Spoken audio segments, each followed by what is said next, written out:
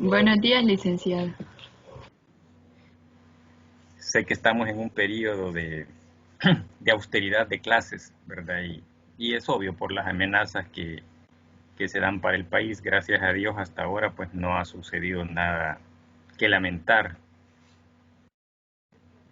Eh, por ahí les escribí ayer un mensaje que si, ¿verdad?, no podían todos conectarse, pues esta clase quedará grabada como las anteriores para que la puedan consultar en cualquier momento.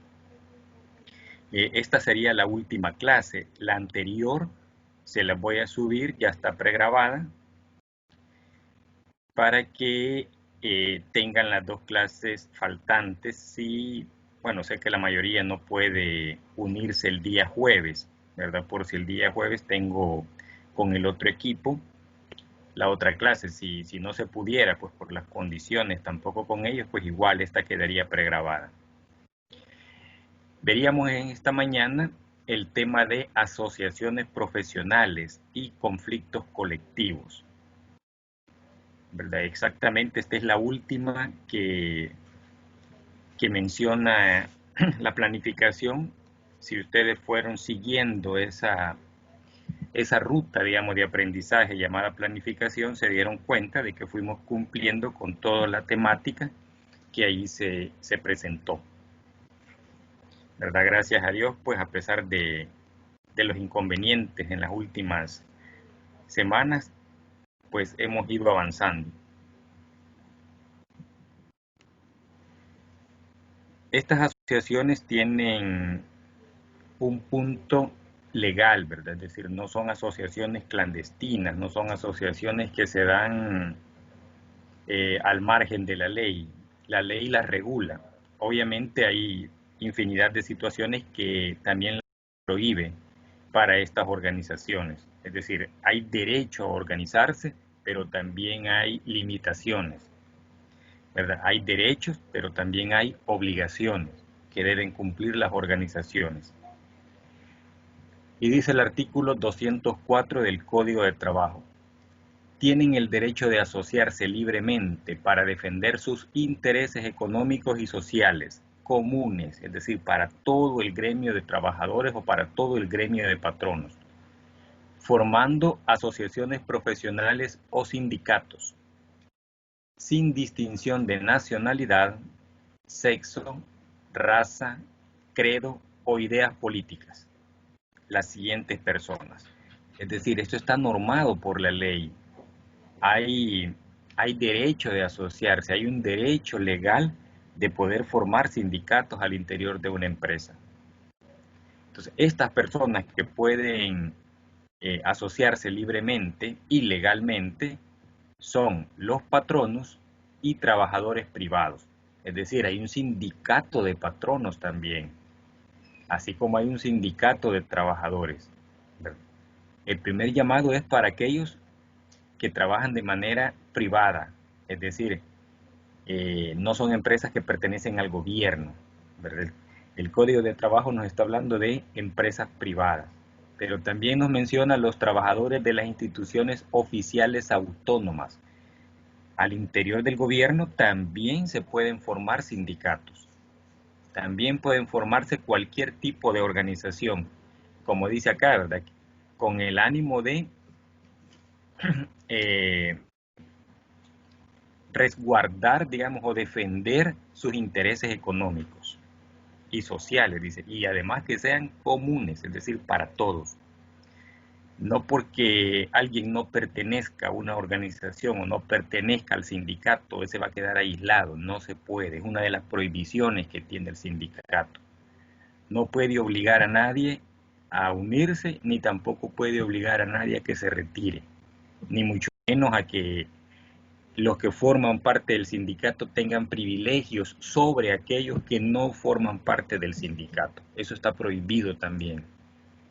Es decir, el sindicato vela por todos los intereses de todos los trabajadores en común. O sea, no solo por los trabajadores que pertenecen al sindicato. El sindicato es la representación laboral o de los trabajadores de una organización. se prohíbe a toda persona, hablando dentro de las asociaciones, no es cualquier persona, dentro de las asociaciones, coaccionar a otro para que ingrese o se retire de un sindicato. Es lo que les mencionaba, no podemos obligar a nadie, salvo el caso de expulsión por causa previamente establecida en los estatutos. O sea que los sindicatos también tienen estatutos, también tienen un acta de constitución, también tienen reglas, tienen normas. Si un miembro incumple una de esas normas, el sindicato lo puede expulsar. Es decir, puede estar fuera. ¿Cuál es el privilegio? ¿Cuál es la acción que tiene al pertenecer a un sindicato? Tiene voz, tiene voto, tiene condiciones de negociación, mientras que un empleado aislado no las tiene. Entonces el sindicato puede negociar con la patronal y aquel que pertenece a él tiene esa voluntad, digamos, esa condición de poder negociar con la patronal. Impedir al interesado que concurra a la constitución de un sindicato. Es decir, cuando se va a constituir el sindicato no es necesario que estén todos, pero tampoco se le puede impedir o prohibir a alguien que quiera estar presente en el momento de la constitución, ¿verdad? Eso es prohibido.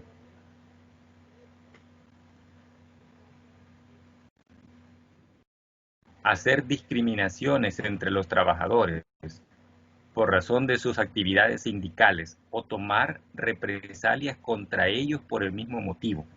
En una empresa, cuando alguien pertenece al sindicato, a veces se le ve como revoltoso, se le ve como revolucionario, se le ve como un delincuente, ¿verdad? Un delincuente revoltoso que anda en las calles tirando piedras, por decir algo. Así lo vemos, pero no debemos discriminarlo. Sigue siendo un trabajador, sigue siendo una persona que está velando por los intereses de todos, que tal vez hace acciones que no son correctas y la ley las prohíbe, ¿verdad? Como por ejemplo destruir propiedad privada. Eso no se puede hacer.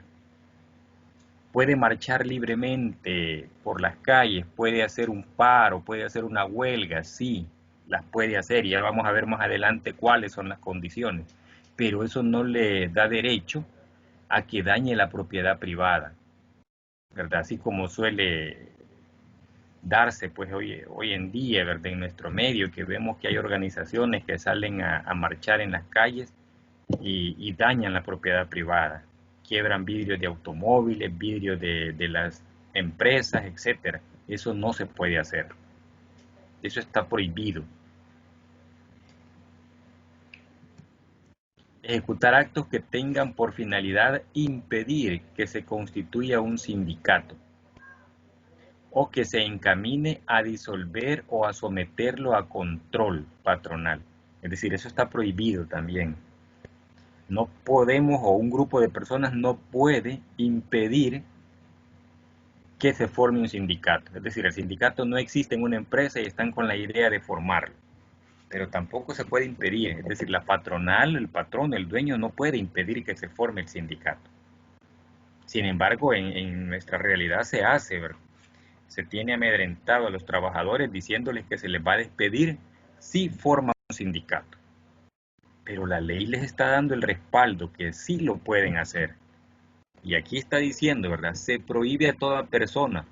No dice se prohíbe al trabajador, no dice se prohíbe al patrono, se prohíbe a toda persona. Ejecutar actos que tengan por finalidad impedir la constitución de un sindicato, ¿verdad? Eso no se puede. Y también dice atentar en cualquier forma contra el ejercicio legítimo del derecho de asociación profesional. O sea, este es un derecho que tiene toda persona, ¿verdad? Ya vimos allá que pueden formar sindicatos, tanto los patronos, tanto entre varias empresas que pertenecen a la misma industria, puede constituirse un gremio de patronos, puede constituirse un sindicato de patronos. Y esto para ser más fuerte, para velar ante las condiciones de quién, del gobierno, las condiciones que ponga el gobierno, ante una ley que se emita que perjudique a ese gremio o a esa industria.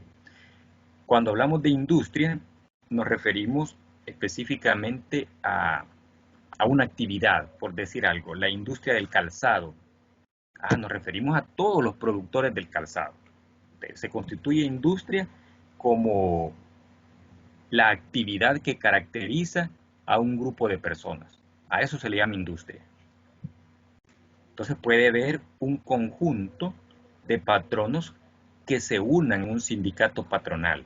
Y esto para luchar o para exigir, digamos, o para cuidar los intereses comunes de todos los productores o de todas las personas que pertenecen a esa industria. ¿Ante quién? Ante las leyes, ¿verdad?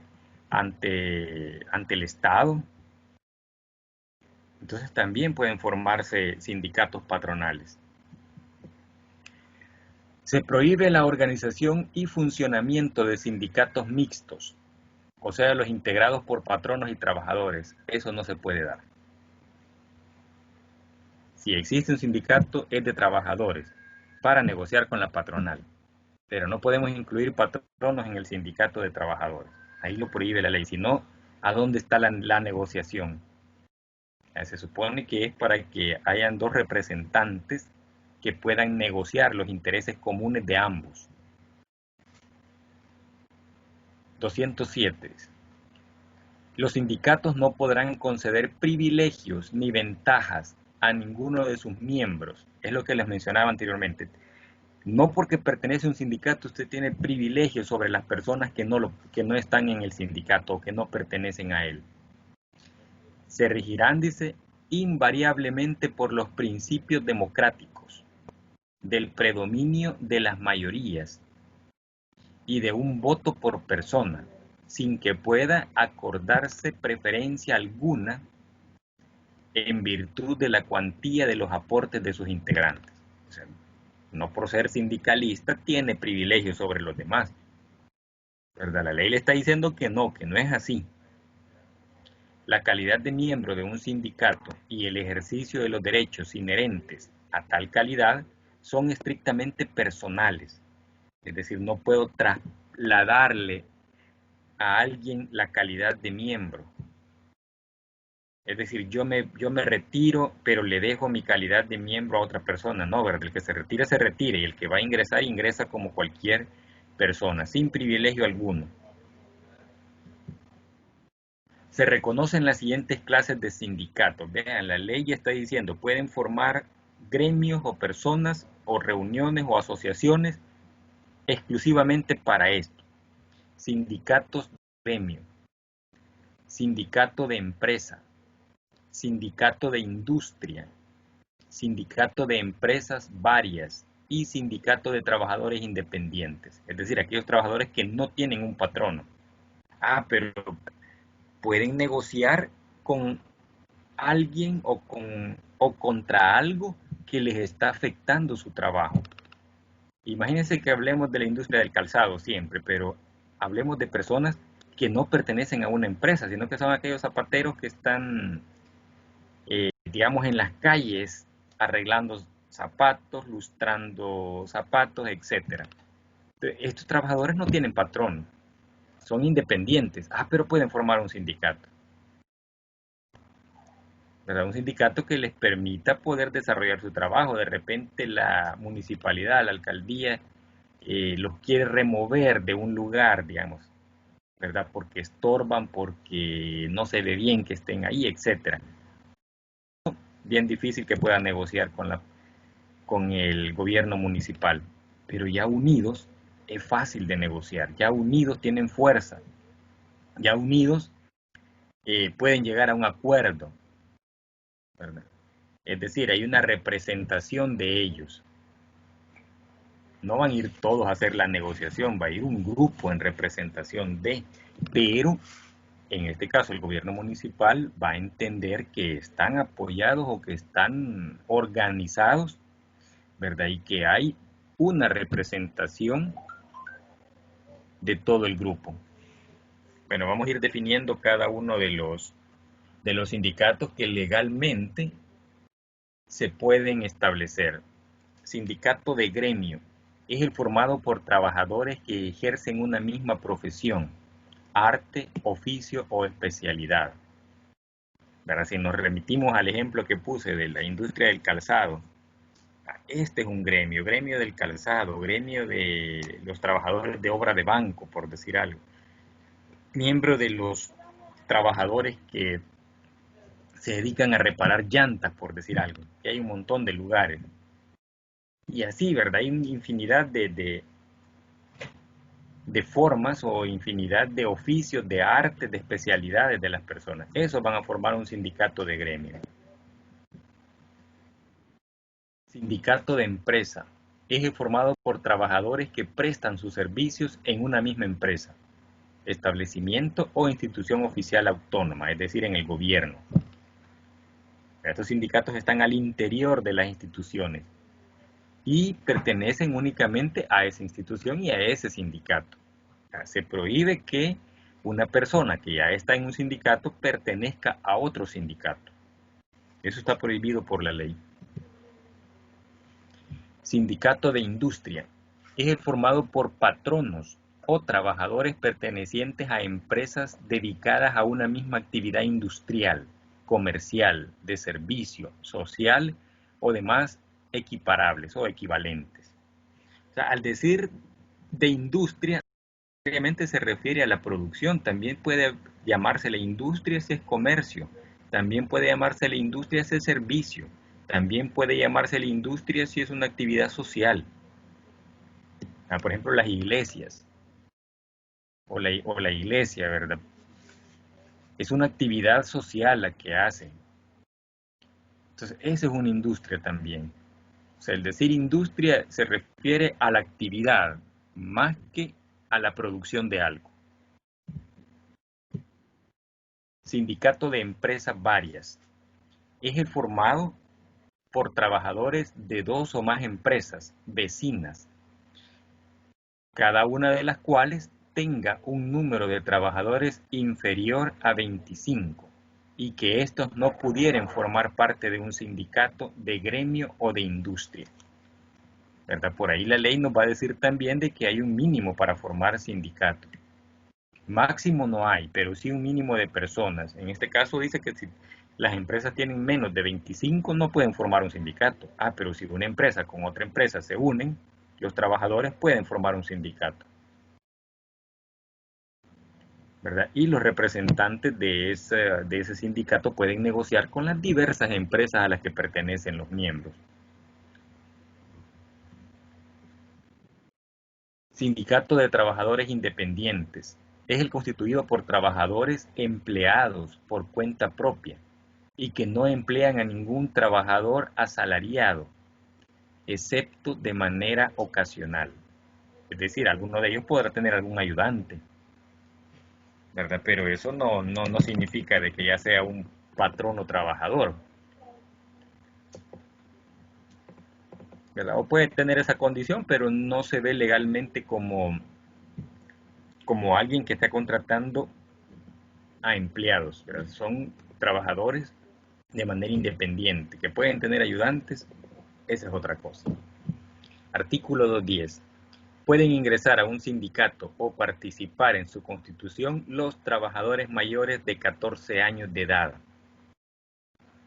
Y se preguntarán ustedes, ¿y un niño puede trabajar en una empresa?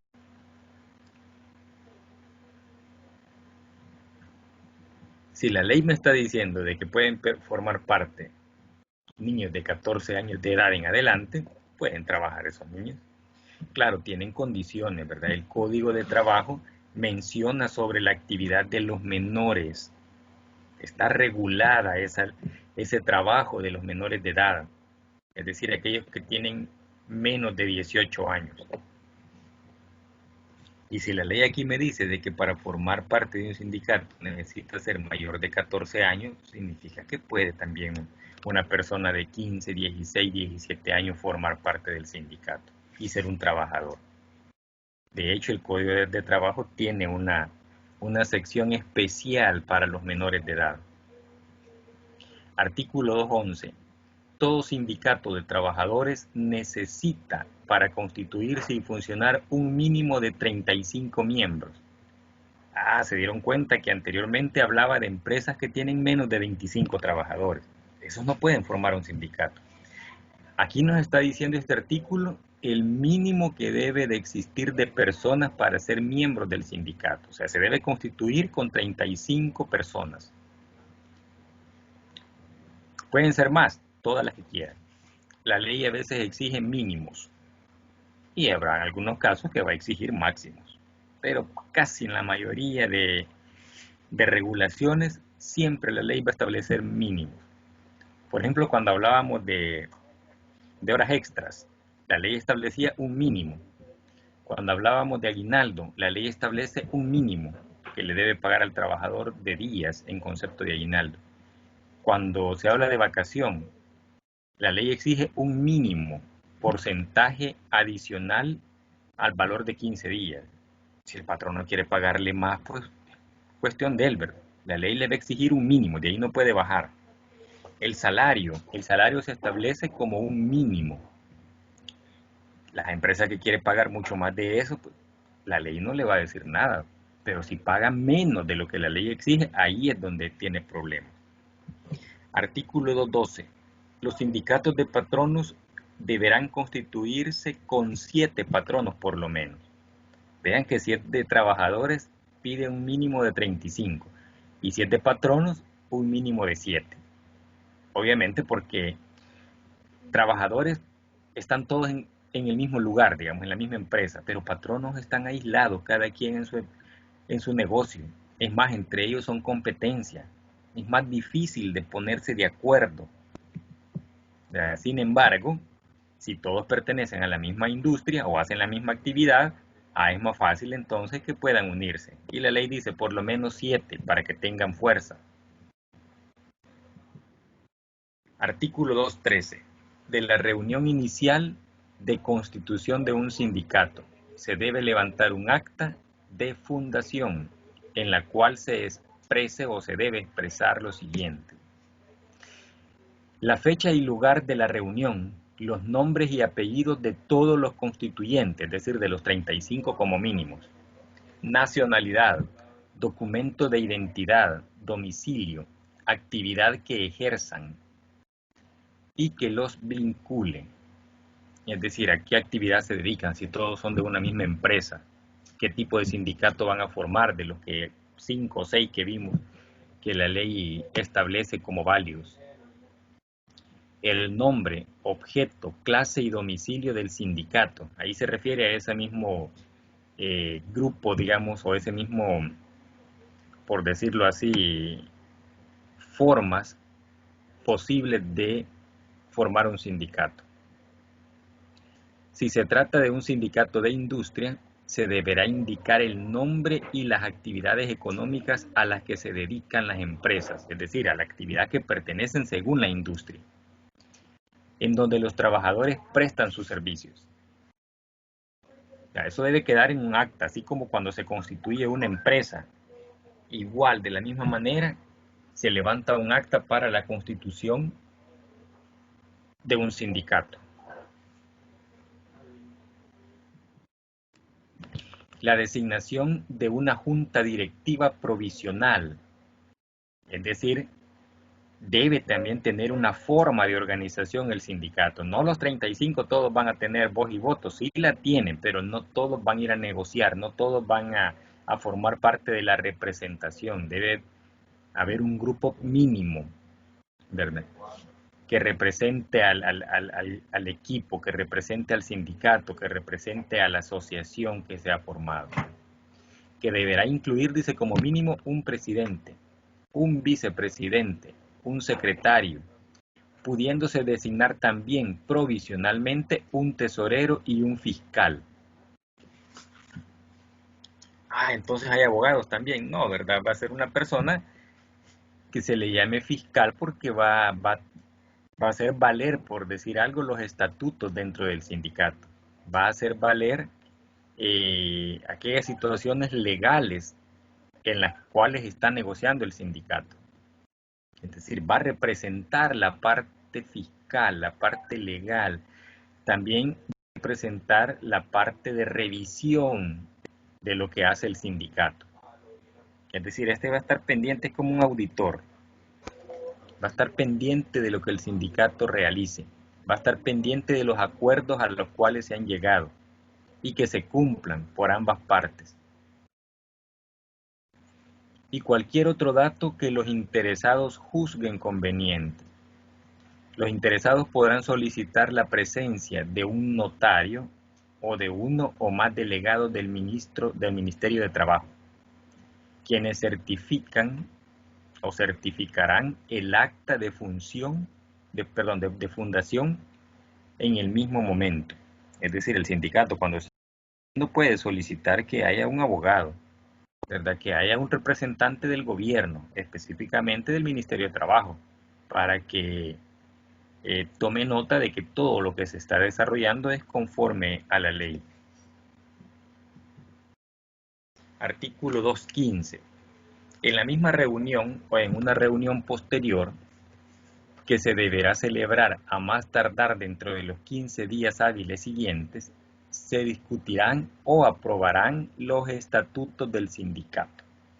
Los estatutos son como las reglas, son como las condiciones, es como una ley, ¿verdad? Por la cual se va a regir el sindicato. Y si uno de los miembros incumple esa ley o esos estatutos, significa que el sindicato lo puede sacar, ya lo puede expulsar. Y ahí no sería de manera antojadiza, es porque no ha cumplido un acuerdo al cual todos llegaron. Y ese artículo 219. Para que los sindicatos constituidos de acuerdo con el Código de Trabajo tengan existencia legal, deberán obtener personalidad jurídica. Debe ponerle un nombre. Si ustedes se han fijado, ¿verdad? En la calle o en las noticias, logramos ver los distintos sindicatos o los nombres o la identificación de los diferentes sindicatos. Con ese objeto, dice, las personas designadas por el sindicato deberán presentar al Ministerio de Trabajo y Previsión Social, ¿verdad? Dicha personería jurídica o personalidad jurídica. Si tuviesen alguna observación o alguna pregunta que hacer, deténganme. Copia del acta de la asamblea de fundación. Es decir, para la personería jurídica necesita una copia del acta, ¿verdad? Debe presentarse, dice, copia del acta cuando se fundó el sindicato, conforme a lo dispuesto en los artículos 213 y 214, la cual deberá estar debidamente certificada.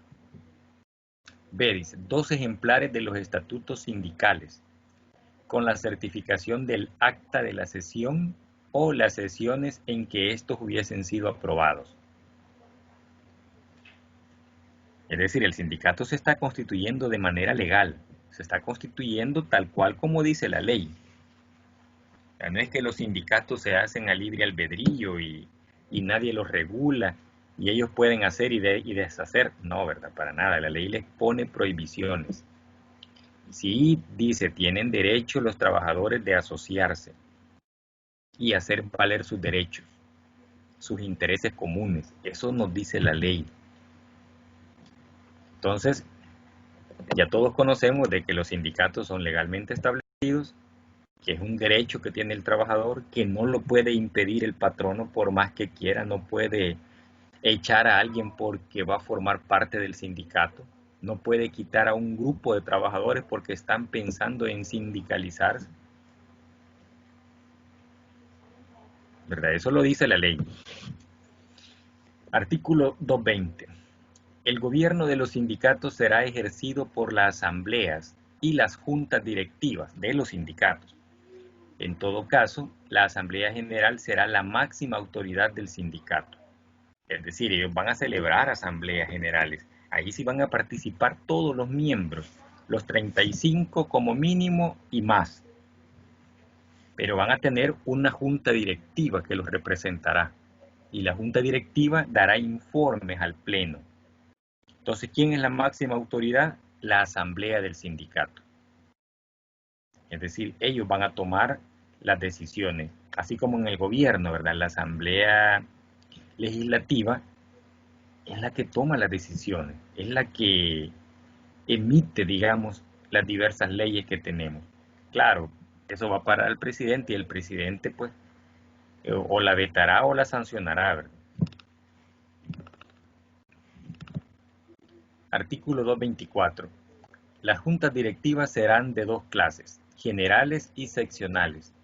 Las generales tendrán a su cargo la dirección y la administración de todo el sindicato y tendrán jurisdicción en toda la República, y las otras solo en lo atinente a la respectiva seccional por empresa. Es decir, si el sindicato que está formado, póngale que es para una industria, todos los representantes del calzado, entonces tendrán reuniones generales, ¿verdad? Que va a incluir a todos los representantes de calzado de todo el país.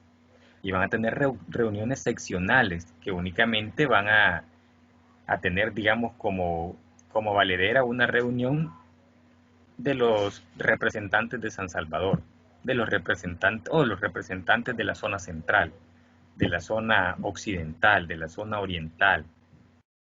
A eso se refiere estas seccionales. Corresponde a los sindicatos. Veamos qué es lo que el sindicato hará según la ley, según este artículo 228 del Código de Trabajo. Celebrar contratos y convenciones colectivos de trabajo. Entonces el sindicato puede celebrar un contrato. Sí, claro que puede. Siempre y cuando la empresa necesite esa plaza. No es que el sindicato va a llevar a todos los familiares de los pertenecientes a él, ¿verdad? A que trabajen a una empresa. Si el fulano no necesita, la patronal, perdón, no necesita más empleados, el sindicato no puede estar llevando gente solo porque tiene, digamos, ese derecho de celebrar contratos, ¿no? ¿Verdad? Va a ser de común acuerdo con el patrono, pero ellos estarán ahí pendientes de esa contratación. Velar por el estricto cumplimiento de las leyes, de los contratos y convenciones colectivos que celebren y de los reglamentos internos de trabajo, así como denunciar las irregularidades que en su aplicación ocurran. Es decir, el sindicato va a velar porque se cumpla la ley, va a velar porque se cumplan los estatutos, va a velar porque se cumplan los acuerdos llegados con la patronal. Pero el sindicato no hará algo distinto o no dañará, digamos, a la patronal si la patronal cumple los acuerdos. El problema va a ser cuando la patronal no cumpla los acuerdos. Entonces el sindicato empezará a, por decirlo así, a exigir, ¿verdad? A exigir ese cumplimiento, a tal grado que podrá llegar incluso a hacer paros, a hacer huelgas. Y ya vamos a ver cuáles son las condiciones en las que la ley exige, bueno, la ley no exige, da permiso a que se den esas huelgas. Entonces el sindicato va a estar ahí tranquilito, tranquilito, solo velando porque todos los acuerdos, las leyes, los contratos, los estatutos se cumplan. Si se cumplen, el sindicato está tranquilo sin hacer más nada. El problema es que no se cumpla algo de ello. Representar a sus miembros a requerimientos escritos de estos en el ejercicio de los derechos que emanen de los contratos individuales de trabajo o de las leyes, así como de asesorarlos y promover la educación técnica y general de los trabajadores. ¿En qué sentido se le va a asesorar? El Código de Trabajo tiene infinidad de derechos y obligaciones tanto para trabajadores como para patronos. Entonces el sindicato, ¿verdad?, podrá eh, educar, digamos, o formar a sus trabajadores en conocimiento acerca de la ley. Claro, al patrono no le interesa, porque si el patrono está, por decir algo, oprimiendo algunos derechos del trabajador, lo va a ver con malos ojos. El que el sindicato le ilustre al trabajador los derechos que tiene. Pero también es responsabilidad del sindicato que le haga ver al trabajador que hay responsabilidades, no solo derechos.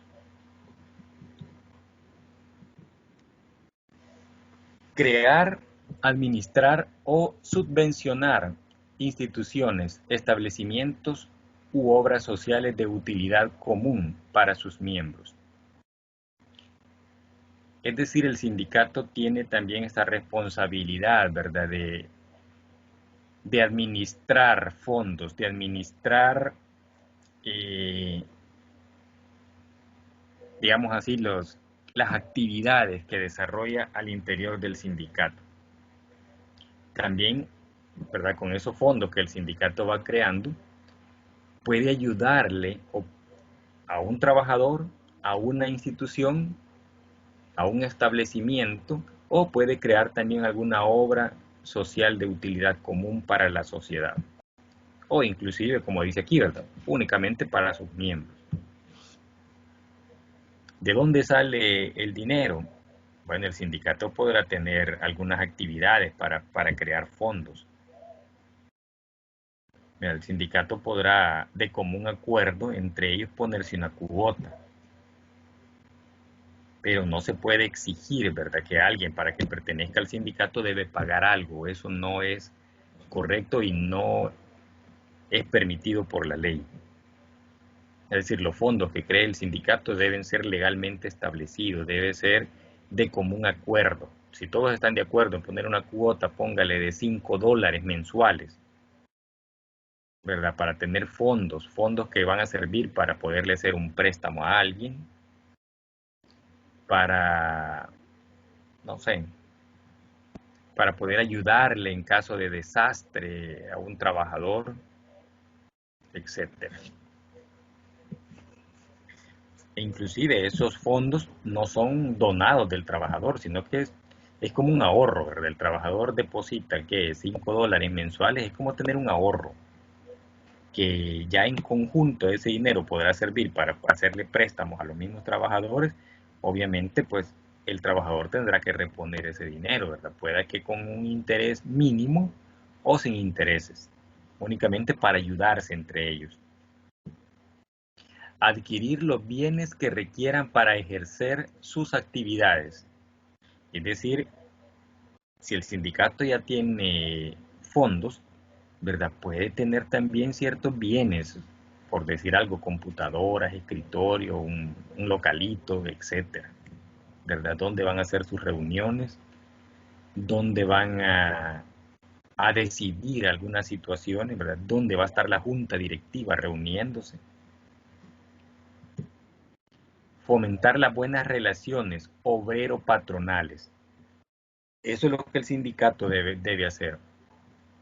Sobre bases de justicia, mutuo respeto, subordinación a la ley, es decir, hacerle caso a la ley, obediencia a la ley, así como colaborar en el perfeccionamiento de los métodos de trabajo y en el incremento de la producción nacional, y en general todas aquellas actividades tendientes a la defensa de los intereses económicos y sociales de los afiliados y a la superación de eso.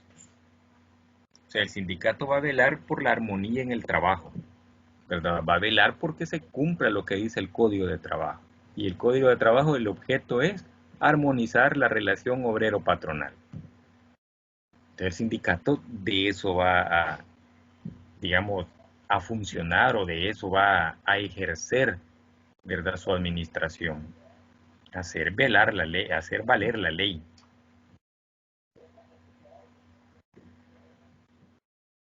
Asimismo, dice, procede la disolución del sindicato. El sindicato, igual que una empresa, se puede disolver. Claro que se puede disolver perfectamente. Así como las empresas, cuando han tenido problemas y se declaran en quiebra, y se disuelven, igual un sindicato podrá hacerlo. Cuando por más de un año el número de sus miembros hubiese caído por debajo de 35. Es decir, algunos se han retirado, ya no quieren pertenecer a las filas del sindicato, ya su afiliación no les provoca aquel sentido de que sí, el sindicato está haciendo valer sus derechos y empiezan a retirarse. Dice la ley, si más de un año permanece con menos de 35 miembros, esa será acción para que se disuelva el sindicato. Por imposibilidad jurídica de que subsista el sindicato, como en los casos de cierre de la empresa, terminación total de la obra u otros semejantes. Es decir, una empresa quiebra, pues quiebra el sindicato también. Si una empresa cierra, cierra el sindicato también. Y por decisión de sus miembros, de conformidad con las correspondientes reglas estatutarias. Es decir, si en los estatutos allí, ¿verdad?, reza uno de sus artículos, ya que es una ley, está constituida por artículos. Reza uno de sus artículos en los que diga que de común acuerdo el sindicato podrá disolverse si todos sus miembros o el 50% más uno de sus miembros tienen esa decisión de disolución. Entonces, si eso está normado en los estatutos y se llega a un acuerdo, ¿verdad?, y dice ahí quiénes son los que pueden estar o tener ese derecho o estar conscientes de la decisión que se va a tomar, y menciona que debe ser del 50% más uno, ya eso hace mayoría. Entonces, si eso está normado por los estatutos, el sindicato se disuelve. Artículo 234. Cancelada la inscripción de un sindicato en el registro respectivo, aquel conservará la personalidad jurídica solamente para fines de liquidación. Es decir, seguirá llamándose igual, seguirá siendo el mismo sindicato, pero únicamente mientras dure su liquidación. ¿En qué sentido? Los miembros habían aportado cierta cantidad de dinero. Si ese dinero existe, tiene derecho a que se le reparta a todos los miembros que formaban parte del sindicato. El sindicato tenía algunas deudas. Con ese dinero, ¿verdad?, va a pagar las deudas. El sindicato tenía préstamos pendientes de cobro a sus miembros. Sus miembros podrán, ¿verdad?, liquidar también ese dinero, y con ese dinero, pues, que reúne el sindicato, repartirlo entre los miembros y de acuerdo a las aportaciones que estos habían tenido. El director general de trabajo fijará el plazo en que la liquidación debe terminarse. Si no pudiese terminarse en el plazo señalado, podrá éste prorrogar por el tiempo que se estime necesario. Es decir, la liquidación no va a durar años, ¿verdad? El director de trabajo va a decir, bueno, tenemos 30 días para disolverlo, tenemos 2 meses para disolverlo. Bueno, y eso va a ser por escrito, a través de actas. Artículo 237. La comisión levantará inventario de los fondos, valores y demás bienes y obligaciones del sindicato. Es decir, por un lado, va a verificar aquellos derechos que tiene de cobrar, pero también aquellas obligaciones de pagar, para lo cual, dice, su última junta directiva le entregará los libros, documentos, papeles, fondos y haberes del sindicato y le proporcionará toda la información que fuere necesaria. ¿A quién? Al sindicato, es decir, la junta directiva va a decir, aquí están los libros a disposición de todos los miembros, a disposición de la asamblea, ya que la asamblea es la máxima autoridad. Y ahí se va a poder apreciar, pues, cuáles son esos derechos que tiene de cobro y cuáles son las obligaciones de pago que tiene el sindicato. Además, cuáles son los bienes adquiridos durante la vida del sindicato.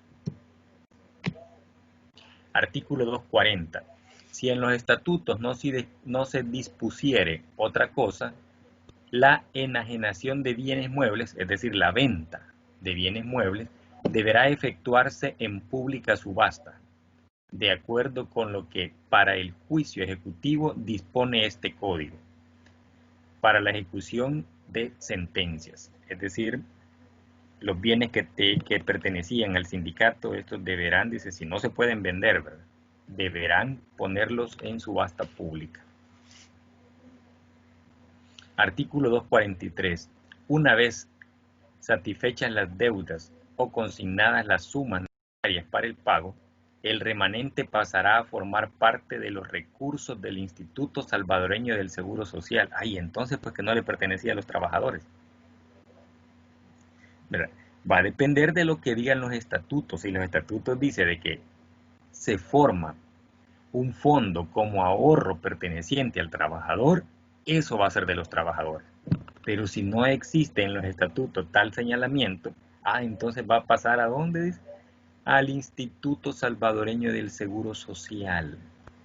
Ahí pasarían los fondos del sindicato. Por eso dice aquí, si en los estatutos del sindicato no se dispusiere otra cosa, entonces deben dejar ellos por escrito que ese fondo le pertenece a sus miembros.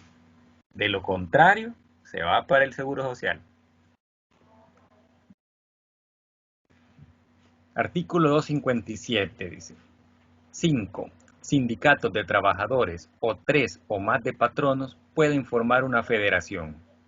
Y 3 o más federaciones de sindicatos de trabajadores o de patronos pueden constituir una confederación. Esto es como las cooperativas. En las cooperativas una solita, aislada, es cooperativa, ¿verdad? Ya de 10 en adelante ya son una federación. Y de 3 federaciones en adelante son una confederación. Pues igual los sindicatos. Así como dice acá, ¿verdad?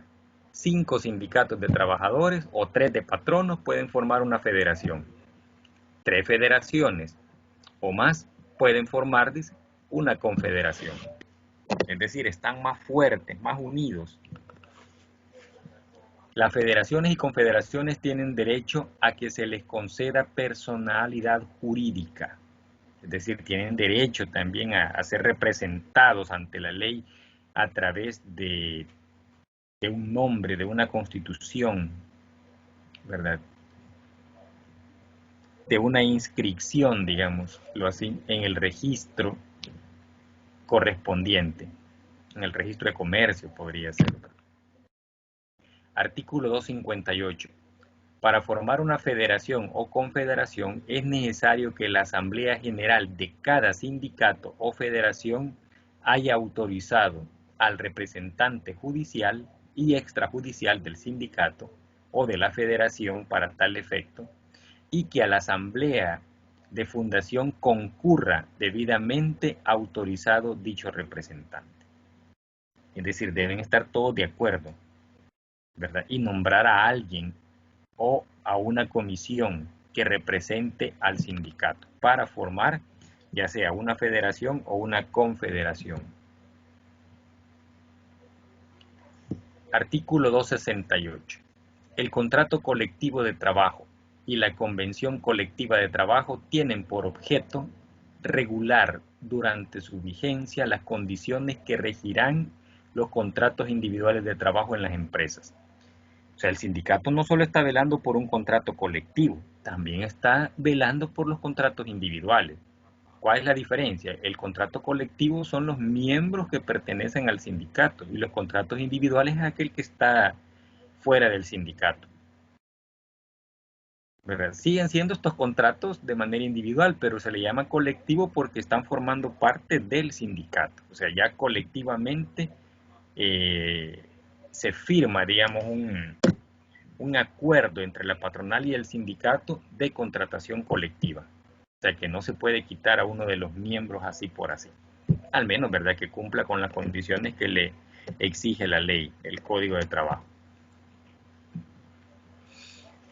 Las condiciones que regirán los contratos individuales de trabajo en las empresas o establecimientos de que se trate y los derechos y obligaciones de las partes contratantes. Artículo 269. El contrato colectivo de trabajo se celebra entre uno o varios sindicatos de trabajadores por una parte y un patrono por la otra. Es decir, los trabajadores ya tenían su contrato individual, pero ahora que están unidos van a formar, dice, un contrato colectivo. Es decir, es un documento que ampara a todos los trabajadores que han sido contratados de manera individual y que forman parte del sindicato.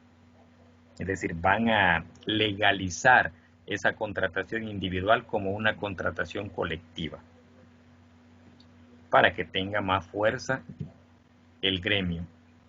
Todo patrono está obligado a negociar y celebrar contrato colectivo con el sindicato a que pertenezca el 51% de los trabajadores de su empresa o establecimiento, cuando se lo solicite el sindicato. Igual obligación tendrá el sindicato a que pertenezca el 51% de los trabajadores de una empresa o establecimiento cuando se lo pide el patrono. Es decir, la negociación estará dada a solicitud de cada uno de ellos. Y uno debe representar o debe acudir, digamos, a esa negociación, ya sea por parte del patrono o por parte del sindicato. Artículo 288. La convención colectiva de trabajo se celebra entre un sindicato de trabajadores y un sindicato de patronos. Aquí estamos hablando ya que la negociación ya no solo es el sindicato de una empresa con su patronal. Aquí estamos hablando ya que es algo mucho más allá, mucho más grande. Es un conjunto de sindicatos con un conjunto de patronos,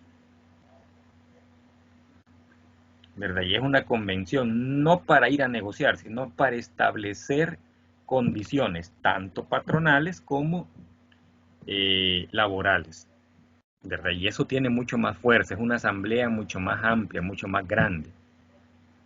Todo acuerdo al cual se llegue en esa negociación, digamos, en esa reunión o en esa convención, deberá ser cumplido al interior de cada empresa, tanto por patronos y trabajadores. Hoy vamos a hablar de los conflictos. Hay mucho más que hablar de las asociaciones profesionales, ¿verdad? Es amplio, este es bastante grande. Yo acá, como en todas las clases, ¿verdad? En 2 horas no voy a lograr, pues, expresarle todo lo que la ley dice, ¿verdad? Voy retomando aquellas cosas que considero, a mi criterio, ¿verdad?, más importantes. Pueda que me equivoque, cierto, soy humano, ¿verdad? Soy una persona que puede cometer errores como cualquiera, pero trato de que, ¿verdad?, lo que a mi criterio considere sea adecuado para ustedes. Conflictos colectivos, artículo 467. Por su naturaleza, los conflictos colectivos de trabajo son jurídicos o de derecho, y económicos o de intereses. Es decir, sobre ello va a estar fundado cualquier conflicto que se dé entre los trabajadores y la patronal. Se considera conflictos colectivos, jurídicos o de derecho todos los que se originen como consecuencia del incumplimiento, interpretación de un contrato o convención colectivo de trabajo, y aquellos que persiguen el cumplimiento de la ley o de un reglamento interno de trabajo, siempre que en cualquiera de estos casos se encuentre afectada una colectividad de trabajadores. Estamos hablando acá del literal A, del conflicto jurídico o de derecho, que este se va a dar, dice, por incumplimiento de una ley o por mala interpretación de la misma. Llámese esta ley, estatutos, convenciones, actas de constitución, o sea, cualquier documento en el cual exista un acuerdo y se esté incumpliendo. Ahí va a haber un conflicto. Veamos el segundo. Todos aquellos conflictos que se originan por el desequilibrio de intereses colectivos económicos entre trabajadores y patronos o en la defensa de los intereses profesionales comunes de los trabajadores se denominan conflictos colectivos, económicos o de intereses. De repente, ¿verdad? Hoy por la pandemia se decide bajarle el salario a los trabajadores,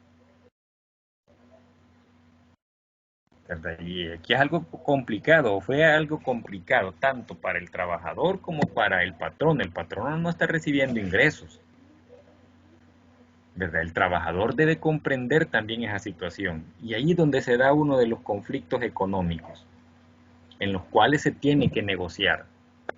Y no solo se da a nivel micro, digamos, a escala pequeñita, también se da a escalas grandes, ¿verdad? Todos pudimos observar cómo, por decirlo así, ¿verdad? Las personas que pertenecían a los diferentes clubes de futbolistas a nivel mundial, ¿verdad? Tuvieron que negociar sus salarios, y salarios millonarios, ¿verdad? Para que se les pagara a un grupo, digamos, futbolistas que ganaban mínimo o que ganaban una cantidad inferior a como ganaban los profesionales de renombre, ¿verdad? Estos terminaban cediendo la mitad o una buena porción de su salario para que se les pagara el resto.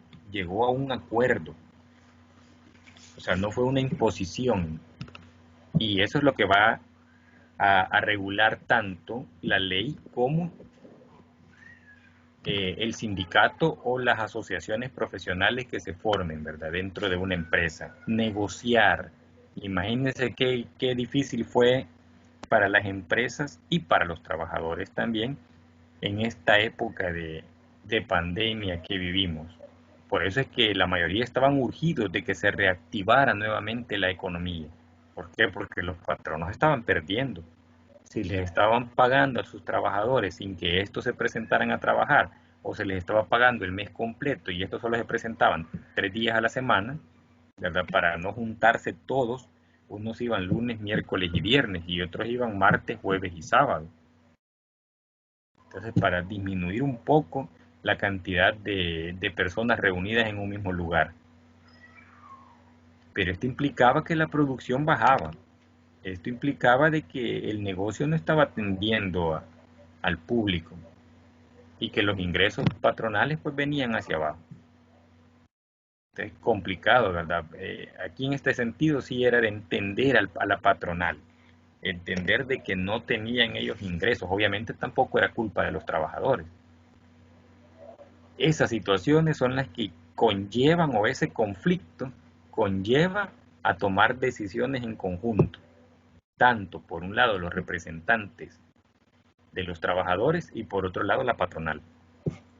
Artículo 470.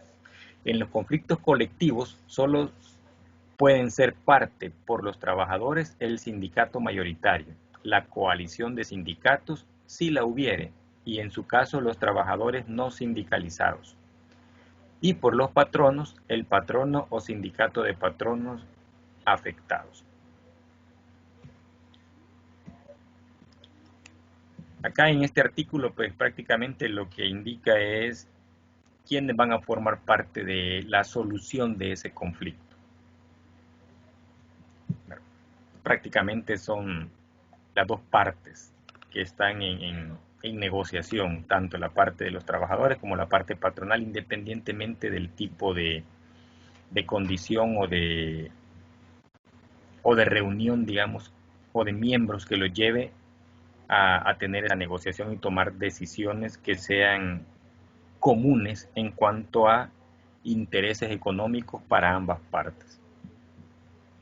Artículo 471. Cuando se trate de un conflicto colectivo jurídico, la parte interesada presentará al juez su demanda con duplicado en la que se expondrá, además de los requisitos del artículo 379, aplicables, todas las razones que tuviere para demostrar que se está incumpliendo o interpretando erróneamente el contrato o la convención colectiva de trabajo. O sea, ya que esto se refiere a incumplimiento de ley o mala interpretación de la misma.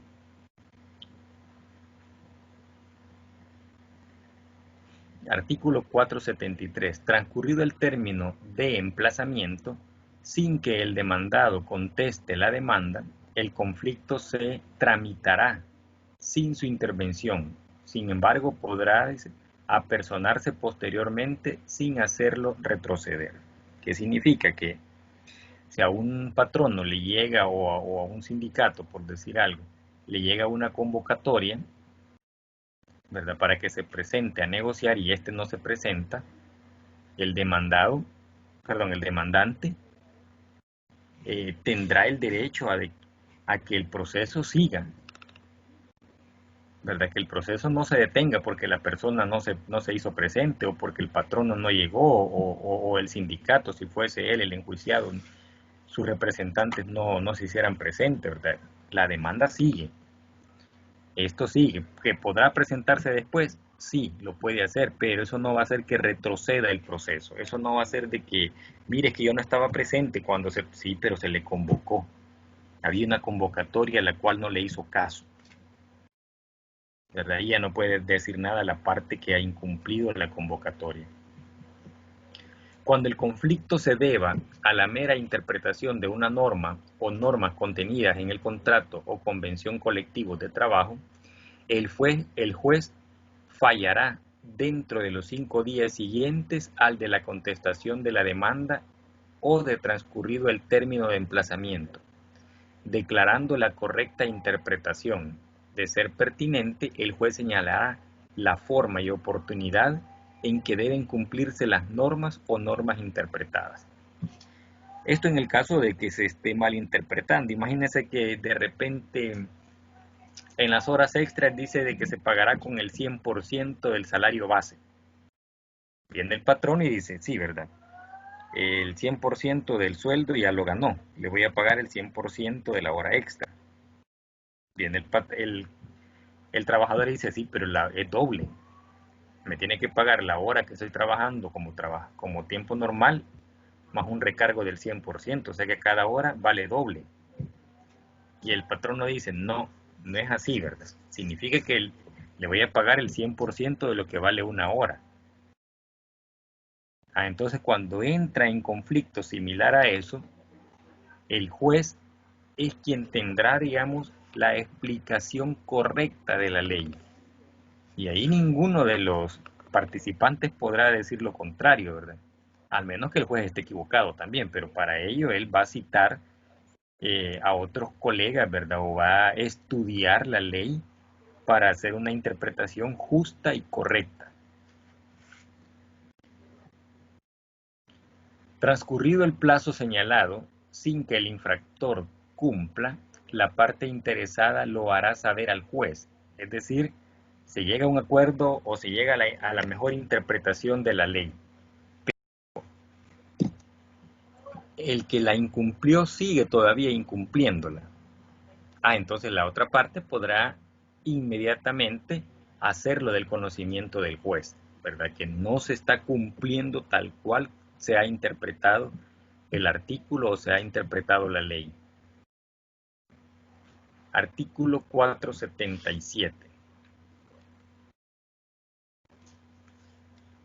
El fallo en que se imponga la multa o la indemnización determinará un plazo prudencial que no excederá de 30 días, durante el cual se deberá pagar su valor.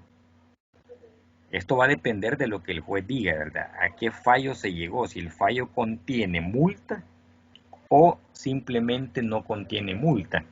Y si es económico, ¿verdad? La persona que interpretó mal o el representante que interpretó mal la ley deberá pagar de manera retroactiva aquellos periodos en los cuales se incumplió y que se le pagó menos al trabajador. Pero si esto conlleva que tiene aparte de eso una multa, pues, dice que en no más de 30 días esta deberá ser cancelada. Los conflictos colectivos de carácter económico o de intereses se desarrollarán conforme a las etapas siguientes, ¿verdad? Hay etapas en las cuales se va a ir desarrollando este conflicto. La primera de ellas es la de trato directo, es decir, sin que intervenga un juez, sin que intervenga alguien distinto al trabajador y al patrono, ¿verdad? Esta instancia o esta primera etapa va a ser un trato directo entre el sindicato y el patronal. Si ahí se resuelve el conflicto, hasta ahí llega. Si no, pasa a la siguiente instancia, que es la de conciliación. En la de conciliación todavía, ¿verdad? Está, digamos, por decirlo así, el patrono y el sindicato, pero hay alguien que está ahí también cerca, ¿verdad? Y que está tomando fe de que la conciliación se dé sin tomar ninguna decisión por aparte. Es decir, este tercero solo está formando parte de como un visor, digamos, nada más, un oyente, sin que ponga sus condiciones. Si no se puede de esa manera, viene la tercera fase, que es la de arbitraje. En esta etapa ya existe un árbitro, ya existe alguien que mediará, un mediador. Pero si tampoco se resuelve, entonces se pasa a esta última etapa, que es la huelga o el paro, ¿verdad? Como un medio de coacción para que se resuelva o se llegue a la mejor solución posible un conflicto. Entonces vean que la ley permite también que exista una huelga o que exista un paro cuando las negociaciones no se han podido llegar a buen término. Si en la negociación directa llegaren las partes a un acuerdo sobre el proyecto de contrato o convención colectivo de trabajo, estos se someterán a la aprobación de la respectiva asamblea sindical. Aprobado que sea el contrato o convención, será firmada por las partes siguiéndose con los trámites de inscripción en el correspondiente registro, quedando así concluido el conflicto.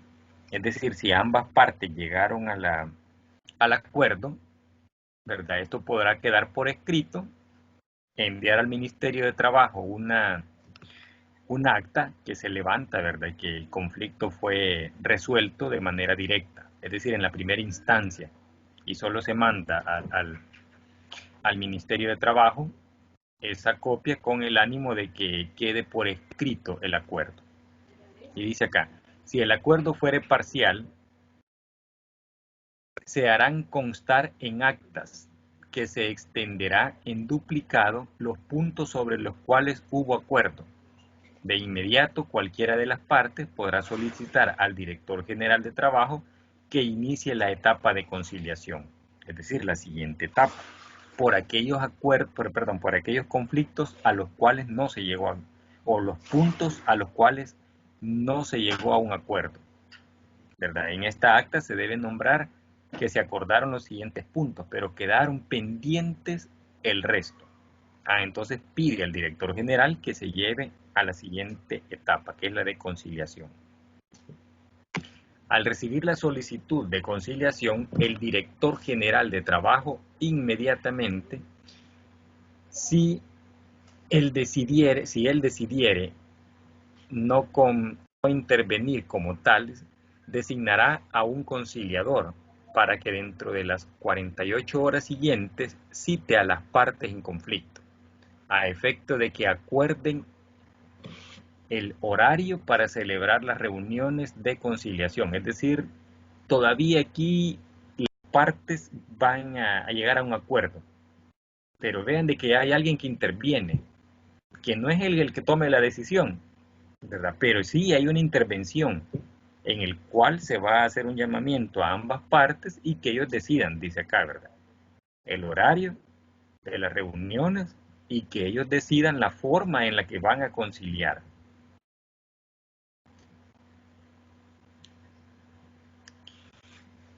Dice, para que nombre a las personas que las haya de representar y asesorar en caso de desacuerdo o de inasistencia. El director general de trabajo hará los señalamientos respectivos. Significa de que ya hay una persona o ya hay alguien nombrado por la ley para que se dé la negociación. ¿verdad? Es decir, ya aquí hay una intervención de alguien, ya no de manera directa entre la representante patronal y el representante laboral. Ya hay una persona que está mediando en el sentido de unirlos para que puedan ellos tomar la decisión a través de una conciliación.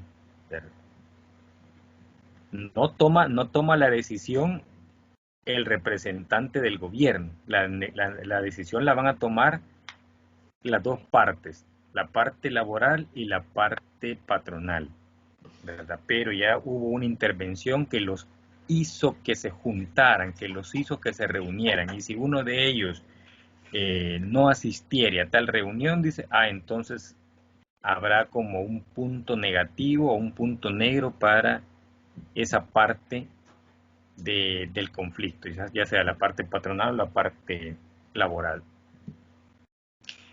El procedimiento de conciliación no estará sujeto a ninguna formalidad. En él no se admitirán sistemas o métodos que pueden obstaculizar el avenimiento, debiendo en todo caso darse la mayor flexibilidad al trámite y a la negociación. Aunque ya exista una intervención de parte del Estado, pues no hay como una receta, ¿verdad?, de cómo se va a desarrollar. Simplemente es posible y queda siempre a opción de las partes llegar a una conciliación. Pero si no se ponen de acuerdo, entonces va a entrar la siguiente etapa. En la conciliación solo se negociarán los puntos en que no hubo acuerdo en la primera etapa. En la etapa anterior se ejecutarán tanto reuniones como fueren necesarias y resultado de ellas un avenimiento total. Se observará lo dispuesto en los incisos primero y segundo del artículo 478. ¿Verdad? Vamos a ir a leer esos artículos para ver qué es lo que dicen. No dicen la gran cosa, ¿verdad? Son a veces situaciones que dicen, ¿para qué me manda este artículo si no me dice mucho? ¿Verdad? Pero igual, ¿verdad? Nos está mandando a que vayamos a leer lo que dice ese artículo. La idea es que se llegue a un acuerdo que sea benéfico para ambos. Habiendo terminado la etapa conciliadora, el arbitraje procederá en los siguientes casos. Es decir, y esta es la tercera etapa. La primera etapa es el trato directo. La segunda etapa es de conciliación. Si ahí no se logra conciliar, pasa a la tercera etapa que se llama arbitraje.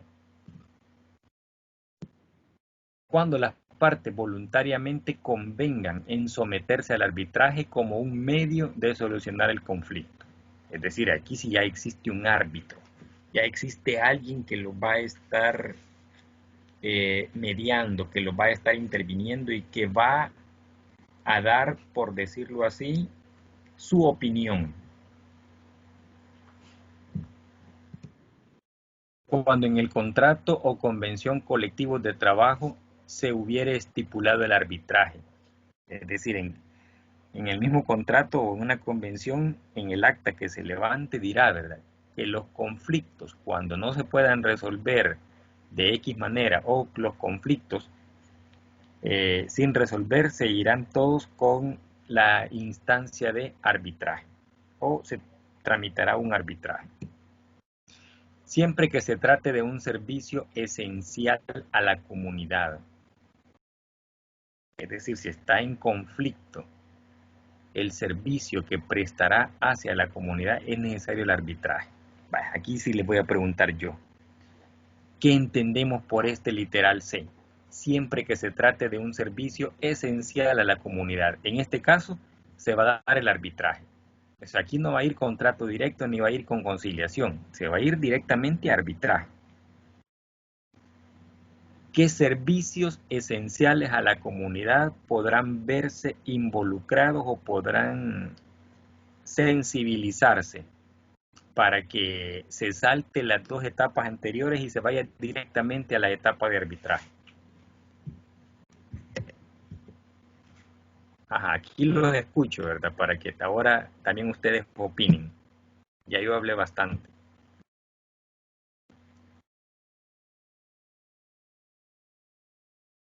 Hola, hola.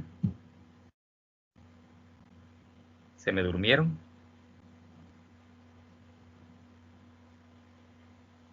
¿Qué servicios podrán verse afectados?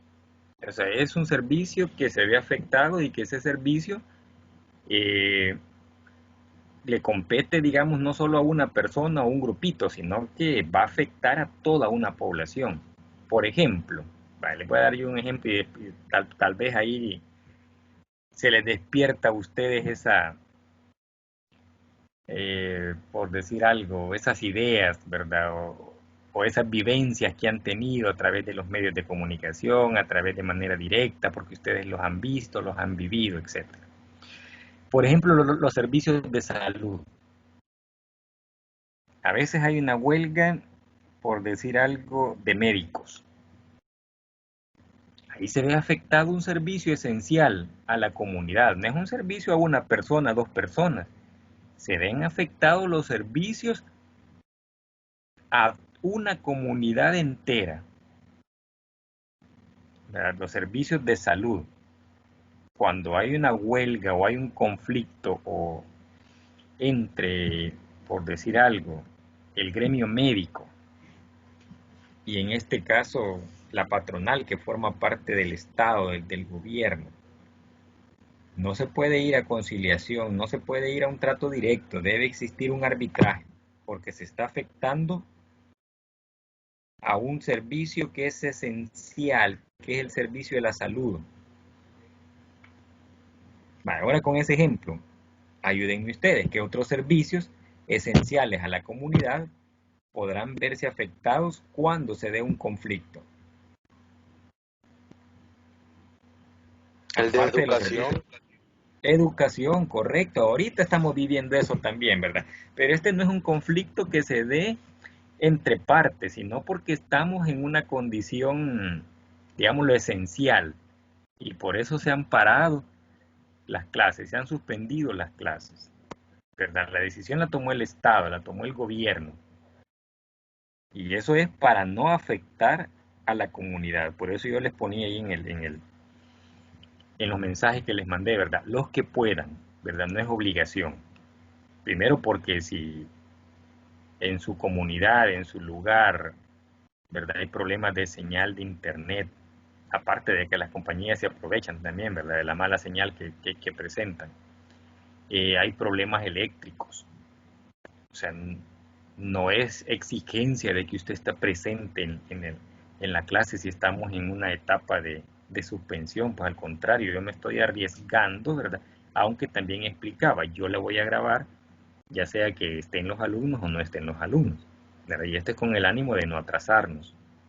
Los que puedan estar, pues qué bueno, ¿verdad? Y los que no, pues voy a tener que subir como siempre, ¿verdad? La clase, pero hoy quizás de una manera más especial. Ajá, servicios de educación. ¿Qué otros servicios? Son servicios muy esenciales para toda la comunidad. Salud, educación hemos mencionado. ¿Qué otros servicios? Ahí podría entrar el del agua, licenciado. Podría ser, ¿verdad? El del agua. Se fijaron que hace un par de meses o años quizás con eso de la privatización, ¿verdad? Del agua. Muchos andaban metidos en esto. Allí afectan a toda una comunidad. A veces no puede llegar ese conflicto, digamos, resolverlo de manera directa. Tiene que intervenir alguien adicional. Y eso se llama arbitraje. Esta intervención puede ser del gobierno, puede ser de una comunidad.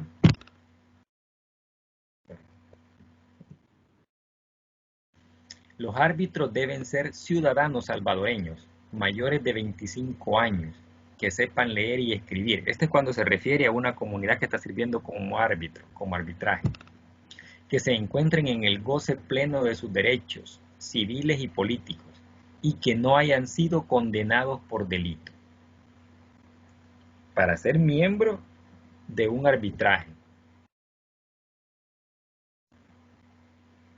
Casi no tenemos como mucha experiencia, ¿verdad? De haber vivido situaciones similares donde un conflicto se resuelva a través de un arbitraje por la comunidad.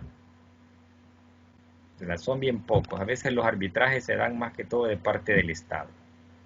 Pero según lo que dice el artículo, pueden ser ciudadanos comunes y corrientes que tengan las características que menciona este artículo 502.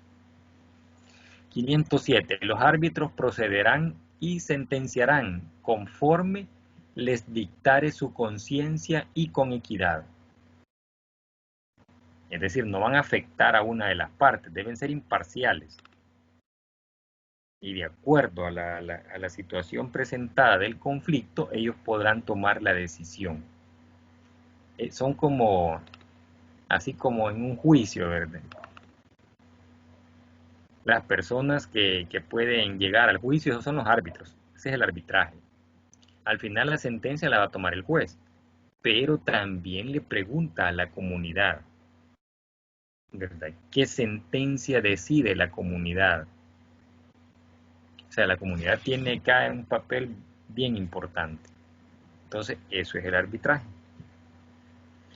508. El tribunal de arbitraje necesariamente debe actuar, deliberar y resolver con la asistencia plena de todos los miembros, y sus resoluciones se adoptarán por mayoría de votos. ¿Verdad? Es lo que sucede cuando se da una sentencia, ¿verdad? Se invitan a personas ciudadanas a que formen parte del juicio. Ahí está el juez, ¿verdad? Está por decir algo, el demandante, y está también el representante del acusado, en este caso el defensor, ¿verdad? Que expone sus condiciones, ambos exponen sus condiciones, tanto el demandante como el defensor, y es la comunidad la que tiene, por decir algo, la decisión. Al final la va a tomar el juez, pero va a preguntarle a la comunidad, ya escuchando los alegatos, ¿verdad? ¿Cuál es la sentencia que se le impondrá o cuál es la resolución a la cual se llegará? O si todos están de acuerdo, ¿verdad? La resolución la puede tomar el juez, pero se le pregunta al pleno, ¿todos están de acuerdo a la resolución? Y dice acá que debe ser a través de la mayoría de votos. Serán sometidos a arbitraje obligatorio los conflictos colectivos de carácter económico que afectasen a un servicio esencial. ¿Verdad? Lo que vimos anteriormente y los ejemplos que vimos, ¿verdad? De educación y salud. Hay muchos más, ¿verdad? Que pueden afectar a una comunidad. Mencionaron el agua también, ¿verdad? También puede ser la vivienda. De repente, no sé si ustedes han tenido la oportunidad a través de los medios de conocer que una empresa que ha dado, por ejemplo, en Comodato, un predio. Comodato significa un préstamo por 100 años para la utilización de un predio. Imagínense que ya están vencidos los 100 años y la empresa dueña o el dueño de ese negocio, de ese predio, decide ahora construir ahí una fábrica. ¿Y a dónde va a ir a parar las personas que viven en ese lugar? ¿Para dónde se van a mover? Entonces ahí se forma un conflicto. Obviamente un conflicto en el que debe intervenir un arbitraje. Y está afectando, dice, a una comunidad que tal vez es pequeña, ¿verdad? Porque es un predio, digamos, de unas, póngale, 50 casas. ¿Verdad? Pero son 50 familias que se van a ver afectadas. Entonces, de una u otra manera, afecta a la comunidad. Y a veces son removidos a lugares que no tienen las condiciones adecuadas para poder vivir. De repente el Estado decide de que va a pasar por esa comunidad una carretera. Y a las personas hay que removerlas, se les busca un lugar, obviamente, ¿verdad?, donde va a ser colocada, pero las personas empiezan a decir de que en ese lugar no existen las condiciones adecuadas de vivienda. No hay servicios básicos. No se les construyeron las casitas, ¿verdad? Simplemente se les dieron los predios, no se les dio material para que construyeran. Entonces ahí se vuelve un conflicto también que está afectando a una pequeña comunidad, pero está afectando a una comunidad. Artículo 527, huelga. Aquí vamos a la cuarta instancia, ¿verdad? ¿Qué es la huelga?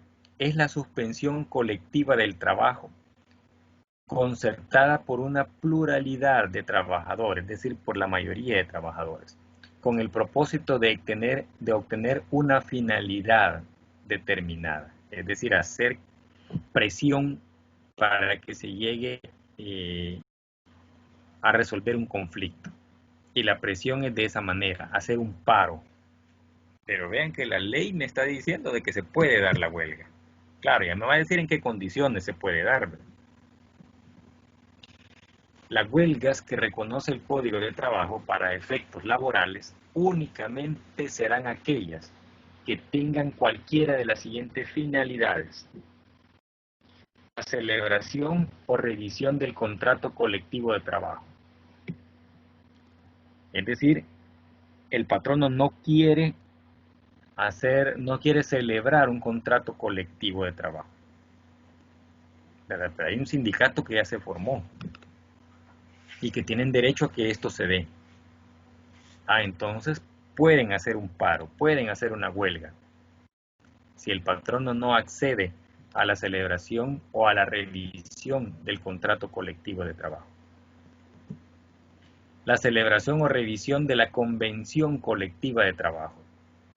También, ¿verdad? Si hay una convención en la cual se tomaron acuerdos y los acuerdos no se están cumpliendo y una de las partes solicita a la otra que haya una revisión o que se celebre, ¿verdad? En todo caso, si no existiere la convención colectiva de trabajo, también pueden formar o pueden hacer un paro o hacer una huelga. La defensa de los intereses profesionales comunes de los trabajadores. ¿Verdad? Si la patronal no quiere acceder a un derecho que los trabajadores tienen. Imagínense que son 8 horas de trabajo las exigidas, ¿verdad? Y están trabajando 10 horas y esa hora adicional no se la quiere pagar como extra. Bueno, esas 2 horas adicionales no se las quiere pagar como extra. Y dice, no, porque ese es el tiempo, ¿verdad?, que hemos acordado de trabajo y tal vez no existe tal acuerdo. Entonces también se pueden ir a una huelga para defender los intereses comunes de los trabajadores. Artículo 529. El acuerdo de huelga debe ser aceptado por votación secreta. ¿De quiénes? De los trabajadores. O sea, antes la asamblea del sindicato, que es la que toma las decisiones, deberán votar de manera secreta, es decir, el patrono ni cuenta se va a dar. Y eso la misma ley le dice, hágalo así, hágalo de manera secreta, que va a haber una huelga. Y hágaselo saber a todos sus trabajadores, no al patrón, a los trabajadores. Si todos llegan a la votación y la votación es por mayoría y es acordado, a la huelga se va a dar. Si la huelga fuese decidida por la mayoría de los trabajadores de la empresa o establecimiento que estuviese afectado por el conflicto, tal decisión obligará a todo el personal. Es decir, si se da la huelga, aunque no pertenezca usted al sindicato, ni modo, deberá ceder, ¿verdad? Deberá dejar de trabajar porque hay huelga. Por ejemplo, hace poco vimos una huelga de los trabajadores de la alcaldía, los que recolectan la basura. ¿Verdad? Habían ahí algunas cosas que ellos estaban exigiendo y se dio la huelga. La patronal no puede hacer nada. La patronal no puede detener la huelga hasta que se llegue a un acuerdo con lo solicitado por los trabajadores. ¿Verdad? Por ahí mencionaban que llevaban ya más de un mes que no recibían el salario. O sea, ya iban con el segundo mes y sin haber recibido el salario. Entonces ahí está afectando a toda la comunidad de trabajadores. El comité de huelga será el negociador de la solución del conflicto planteado. La huelga la hacen todos, pero hay una representación del sindicato que va a negociar con la patronal. Y eso se llama comité de huelga. Dice que servirá de informador de los trabajadores y de órgano de comunicación con las autoridades.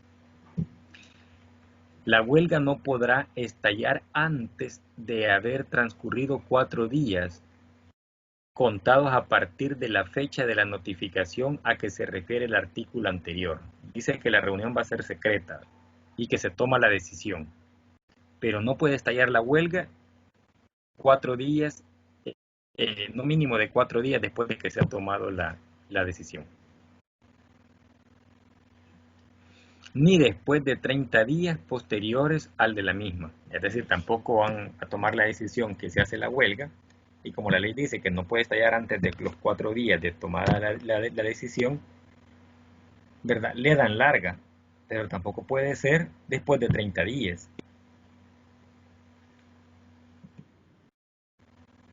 Estallada la huelga, el sindicato, la coalición de sindicatos o los delegados, en su caso, comunicarán al director general de trabajo el día y hora en que ocurrió la suspensión de trabajo. Esto es para que se haga de manera legal. Se ha decidido suspender y tiene que colocar cuáles son las condiciones que se están exigiendo por las cuales se ha llegado a tomar la decisión de hacer una huelga. O sea, debe hacerse del conocimiento del director general de trabajo.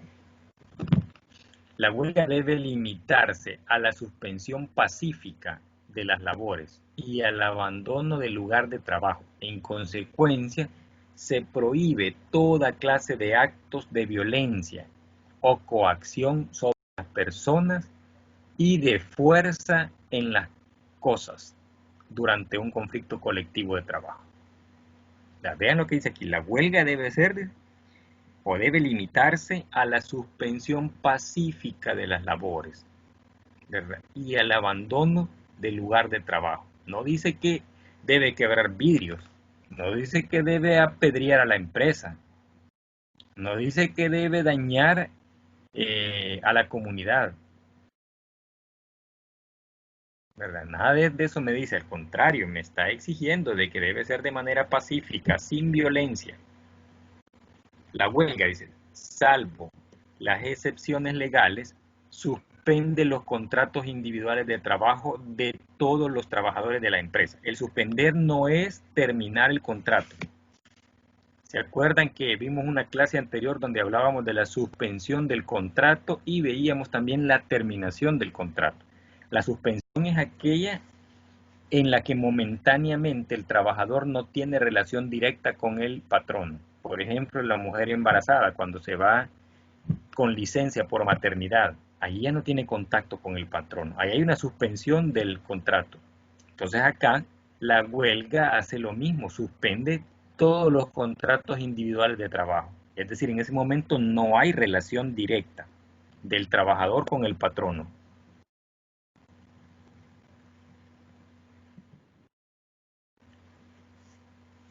Bueno,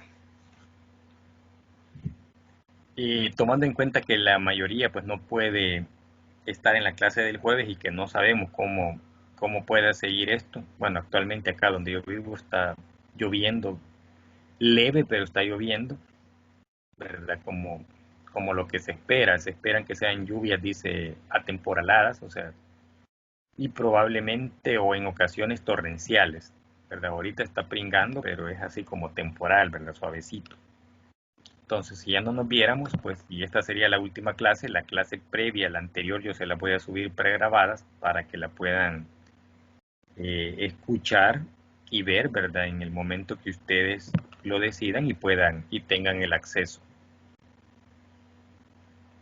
Así es que no me queda más que agradecerles su participación, ¿verdad? Sé que no todos participaban hablando, pero sí participaban escuchando la clase, sí participaban, digamos, a veces consultando de manera escrita, ¿verdad? A través de la plataforma. A veces no nos gusta hablar ante el público, pero sí lo hacíamos de manera privada, ¿verdad? Y eso está bien, no hay problema. Entonces no me queda eso más que agradecerles por su participación en todo el ciclo, ¿verdad? Por aguantarme, por tratar de solucionar a veces algunos conflictos que se daban entre ustedes y mi persona. Y a desearles pues éxito, ¿verdad? En su formación profesional. Que no se queden con lo que un docente les da. Siempre el docente lo más que va a abarcar del conocimiento que ustedes deben saber es un 10-15%. Y el otro 85-90% es responsabilidad del estudiante. El estudiante que quiere aprender más, que quiere saber, quiere hacer de su formación una formación de calidad impecable, ¿verdad? Este debe someterse a un ritmo de estudio mucho más fuerte. Aquel que quiere ser mediocre, pues bueno, me quedo con lo que el maestro dio.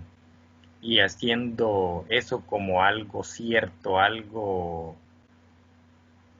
que nadie va a poder cambiar, ¿no? ¿Verdad? O sea, lo que un docente les explica, o sea, no es lo último, no es que lo más cierto del mundo. O sea, puede que uno se equivoque también y esté hablando cualquier tontería.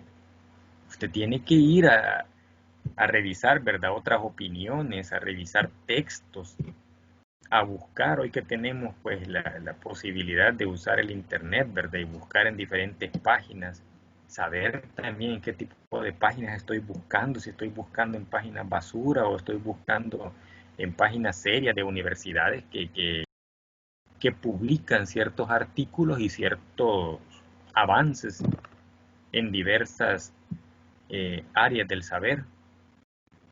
O sea, como estudiantes deben cultivarse y ser autodidactas, ya no quedarse con lo poquito que les da el docente.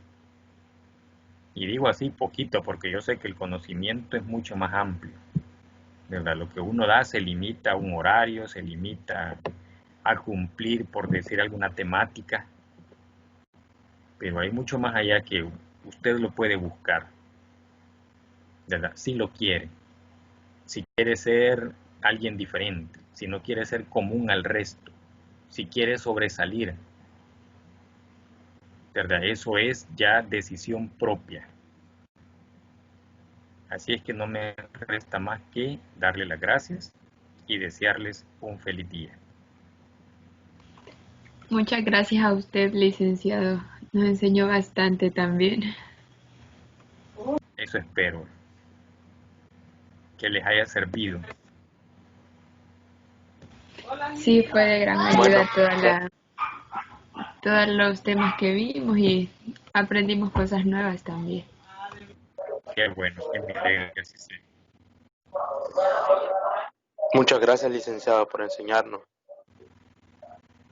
A la orden, ahí estamos. Si más adelante nos encontramos, pues igual con gusto, ¿verdad? Pondré de mi parte todo lo que sea importante para su profesión. Muchas gracias, Liz. Pues, Licenciado, y el viernes siempre sería el último evaluado. vamos a tratar de que así sea. Yo les había comentado de un horario en especial, pero así como van las condiciones, pues igual quedaría amplio, ¿verdad? Para que ustedes pues tomen la decisión si lo pueden hacer. Si siguen suspendidas las clases, no sé qué es lo que la universidad va a decidir, ¿verdad?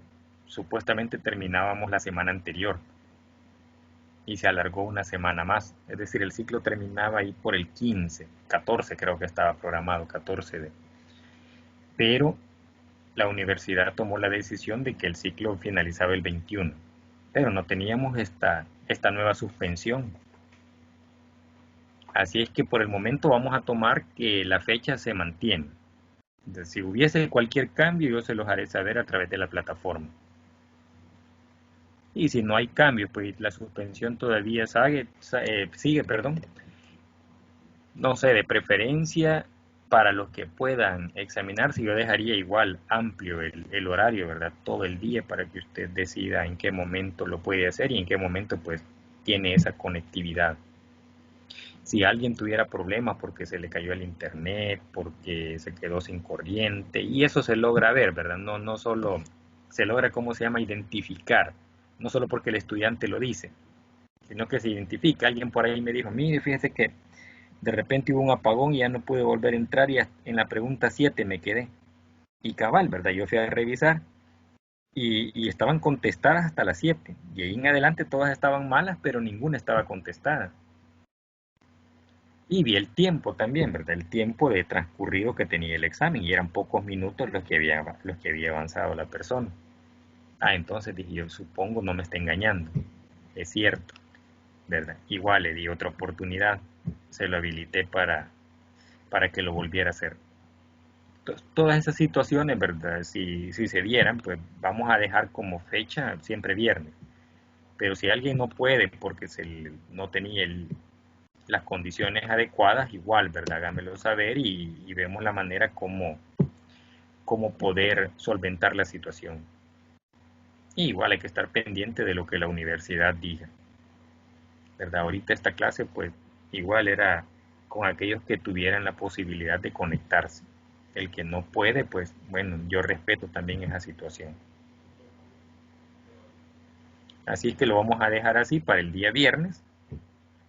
Y si hay cambios, pues yo les avisaría con anticipación o cuando reciba esa notificación de parte de la universidad.